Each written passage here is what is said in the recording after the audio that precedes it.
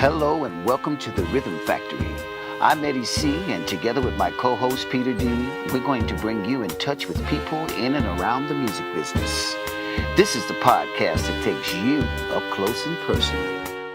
Hi everybody, and welcome again to TRFP, the Rhythm Factory podcast. My name is Eddie C, and to my far right, we got over here Mr. Peter D, my co-host. Hello. And our guest for today is a very nice and talented bass player, but also a great photographer since some time. And his name is René Dissel.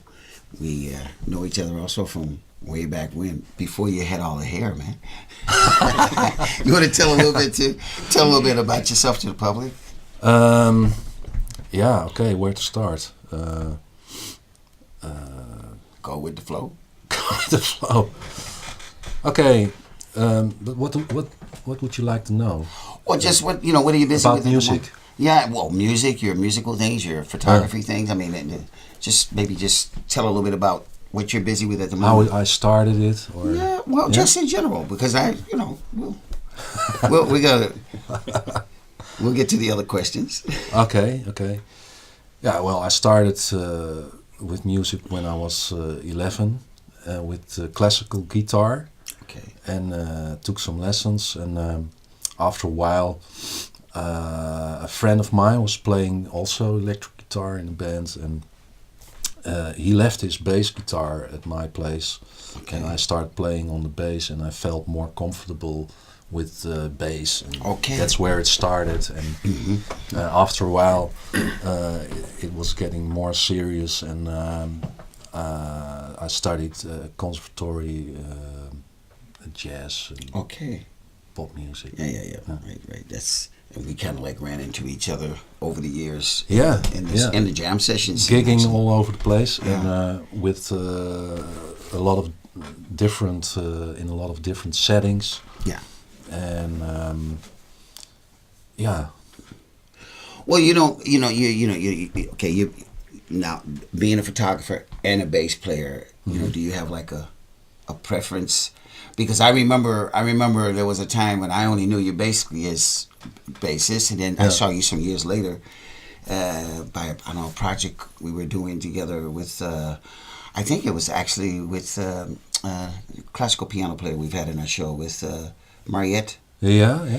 And you were playing. You were going to play bass in one of those on that project as well. And then all of a sudden you were saying, "Well, I'm also doing a lot with photography now." And yeah. How did it all come about? I mean.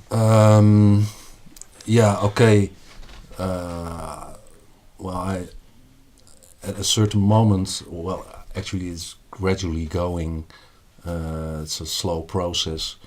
I played a lot in a lot of different settings, and after a while, photography started while I was touring with a band in the United States. Okay, which band was that? That was with Praful. Praful. He's a saxophone player, and we toured there a lot. He got a #1 hit in the jazz charts. Okay. So wow. We toured a lot there. And then I was picking up my camera again after a long way back.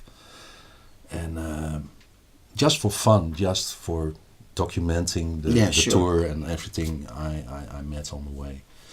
So one of the pictures I sent in to National Geographic just for fun, and I won a first prize with it. Oh, that's fantastic. Nice. That's fantastic. Yeah, and that's great. From there off, photography started getting more serious. Okay. And you would think so after something. like and that, sometimes it's hard when it's interfering each other.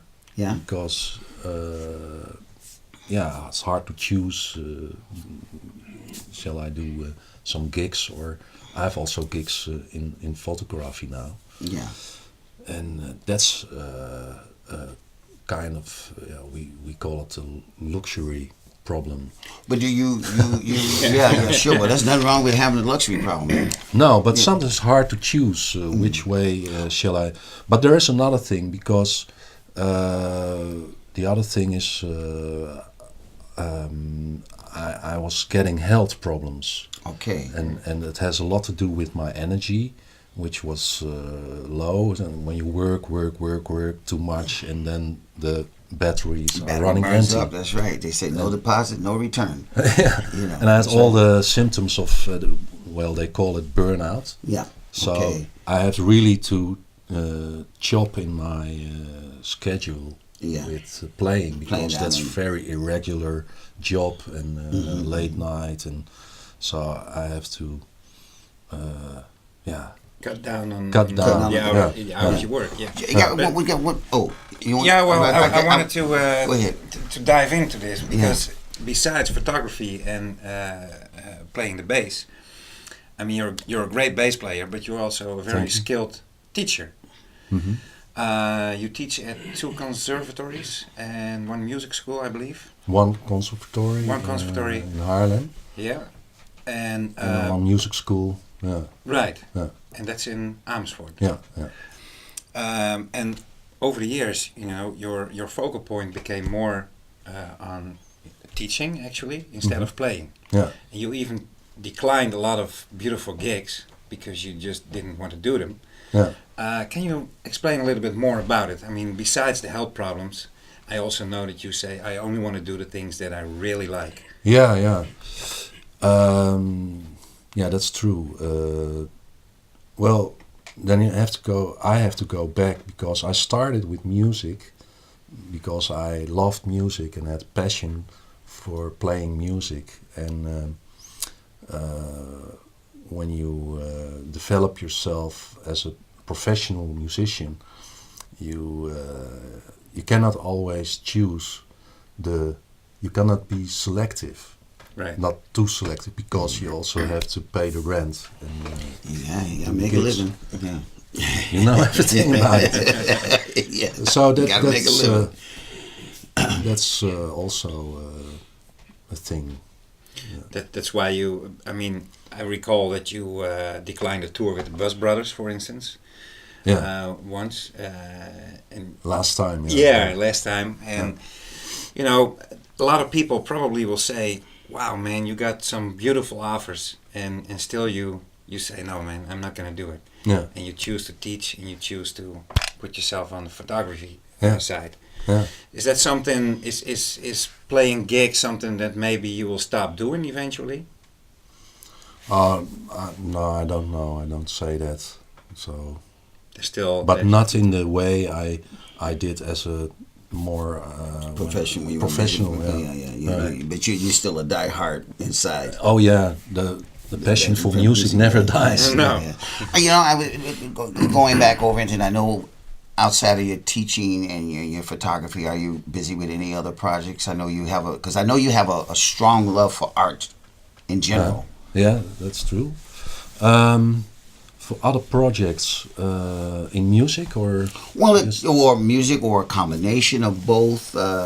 Because what I wanted to ask you actually before Peter came in with the other question was, you know, you ever combine both of your talents together in anything? Because, I mean, it's actually as beautiful as a photographer. You can take pictures and then you can intertwine this, you know, your music talents with it as well. I mean, it. yeah. I don't know, maybe in combination with CD covers or something. Oh yeah, like that. I did some photography for CD covers for different bands. So, and also did some photography at concerts Okay. and theater things. Yeah, because, And then it's coming in handy if you know music. yeah. And so, yeah. Well, you know, the inspiration, for example, I mean, do you have like moments where you see a beautiful setting picture-wise and you say, I'd like to take that, because we were in Ireland together. Yeah, Remember yeah, back yeah. when together with Forrest and all. Yeah. It was a fantastic time, Yeah, and yeah. we saw the Paps. Sure. The Paps are actually two hills that if you're in the southern part of Ireland, they look like a big set of breasts from off the distance if you're in a car. It's very nice view. Yeah, yeah. So we're driving, and I remember we had this female chauffeur, and we all had these long leather coats, so we looked like we were coming out of a Western cowboy movie, you know. And the lady says, "Oh, they're here, and they have long coats on. Wow!" And we hopped in the car, and then we saw the Paps, and we said, "Hey, look at that!" And yeah, those are the Paps. And we all said, "Stop the bus." We got out of the bus. Everybody who had a camera, you had one of these nice big professional cameras. We had all our little click clocks. We were all out on the side of the road like a bunch of tourists. We were tourists, in fact, to take pictures. And I remember we had such a great time, man. Is that we were in this small bed and breakfast, very nice people, and the gig was like about 50 meters away. In a church. In this church. Yeah. But they had some of the greatest whiskey and where was we had whiskey with tea or coffee or a special. They made it. Yeah. It was warm. They served it. Because I remember we were sitting there drinking this whiskey. I said, "Man, we still have a gig to do that night." Yeah. But getting back to the question at hand is that how inspirational. No, not the breast. No, but getting back to the question. Your inspiration for example, a setting or a picture when you're like looking and you want to take a shot, and your music, does that overlap with each other, or do you say I see a picture and I get an idea for a song, or that I'm playing a particular song and I can picture the kind of setting I would like to to photograph around it? Yeah, sure. Now there are a lot of similarities between those. Yeah. They're both are creative things to do, and photographing is for me it's the first thing that comes to mind is timing. Yeah, because everything has to do with timing. Tell you about it, man. It's all about timing. It's all about timing. Yeah, but also composition. And interacting with, for instance, when I have to shoot portraits, you have to interact with the person, and you cannot play music in your cocoon. You have to interact with each other, and that's for me that's the most important thing. And you can create an atmosphere also in both things. So. In photography and music, and it has a lot of similarities, and experimenting, also improvising, and do things intuitively, but you have to exercise and start with the basics. So I also started with with music. I started on a 4-string bass guitar. And with photography, I started with film, analog, just pure to learn the basics. And nowadays a lot of things are digital. Yeah, right. Also here in the studio, and I talked to Patrick, who was before me with the interview, and he was very proud to say he uses a Studer 24-track recorder. Yeah, that's right. Yeah. And so the purity of the analog machines you can use, and like in photography and in music, they add some magic, some richness to it. It's a warm, fat sound, and it's also with photography it's the same story. You have more dynamics, and that's what you can use. And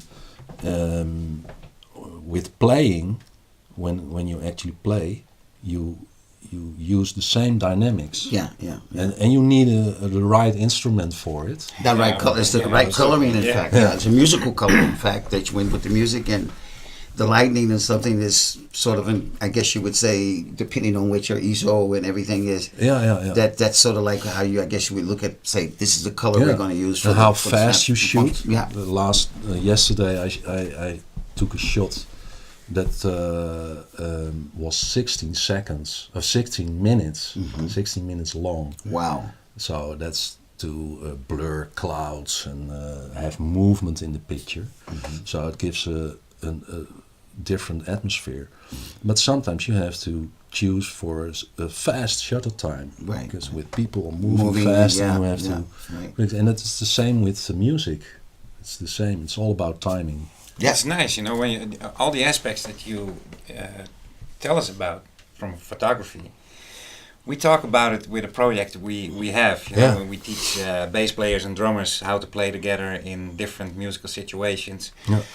Mainly in the band they have together.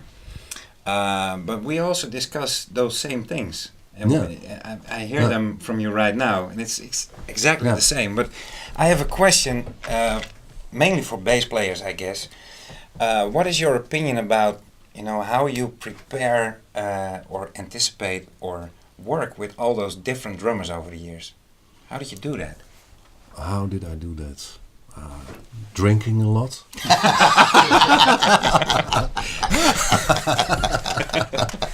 Hey, there's a story behind that, as they would say in Ireland. No, serious. But how do you cope with that? You mean you play with different drummers, and everybody has a natural kind of timing or feel, and sometimes you don't have to think about it. I play with a drummer, and okay, voila, it's there. I don't have to think. But sometimes you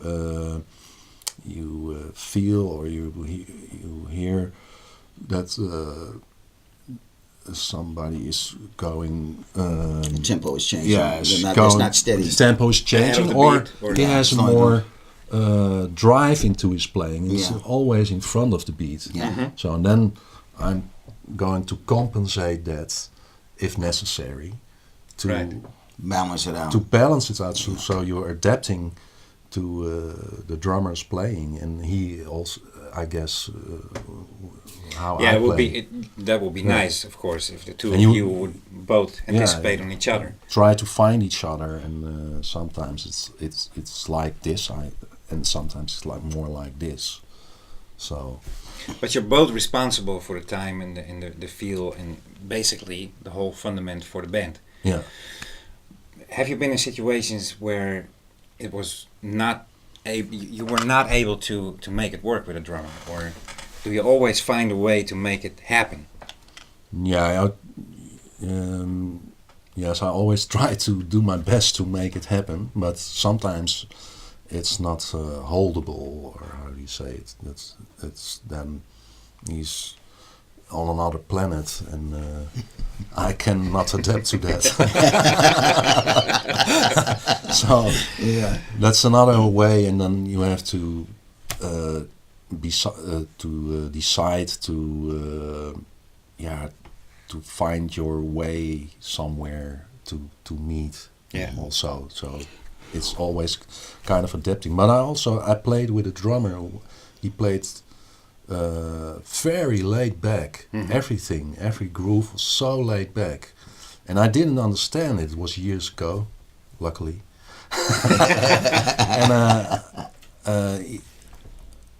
And you have to listen and to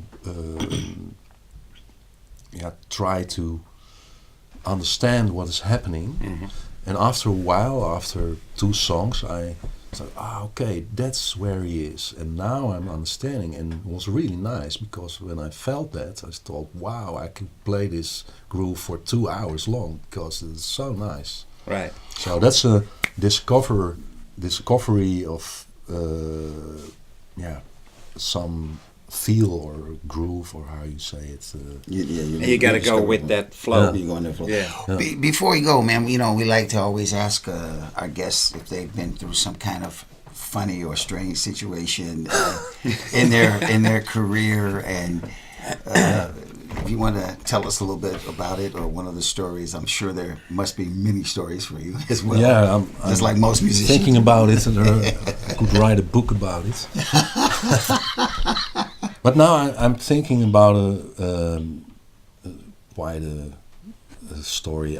I played in with Praful in the States in Oakland, and we were the first band on the festival, and in Oakland, and I was behind the stage, and there was a man with a dog, black Labrador, and I had also a Labrador, so we start talking to each other. Nice dog, and it was nice, and okay, and then we went into the city house. It was the square in there in the city house, and he also went with his dog, and he was feeding the sandwiches, our sandwiches, to his dog. So I was, man. I didn't say anything because maybe it's normal in the States that you do that with your dog.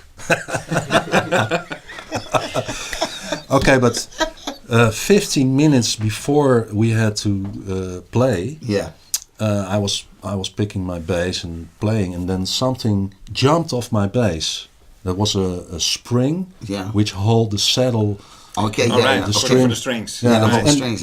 The screw and the spring were gone. Oh wow! We were all over the floor looking for it. We couldn't find it.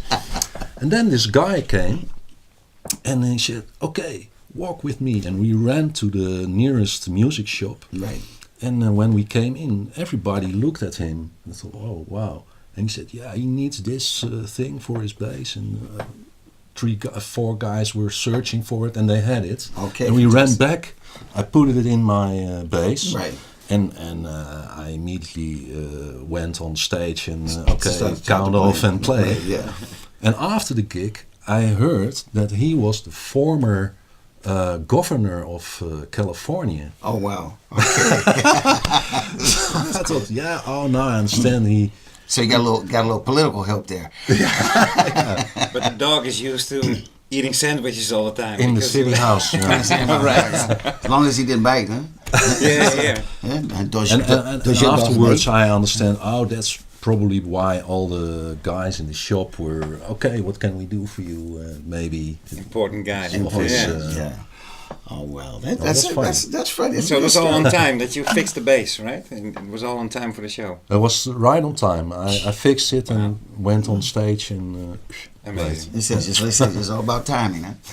Speaking of time, we have to cut our time short, but we want to thank you for coming on our podcast. And, thank you for having me. It's good to see you after such a long time. Yeah. Great. Sure. That was it for this week on the Rhythm Factory podcast.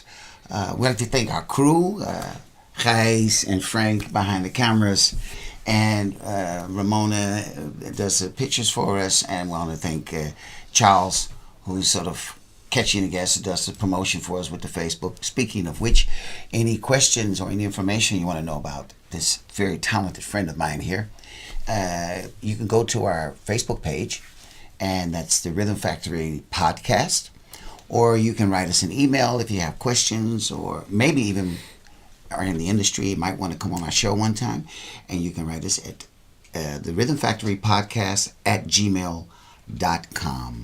That was it for this week. Remember, music is about timing and making a balance. Thanks again. My name is Eddie C. My colleague, Mr. Peter Dope, or Peter D, as we would say, and our special guest, Mr. René Dissel. See you next time. Ciao.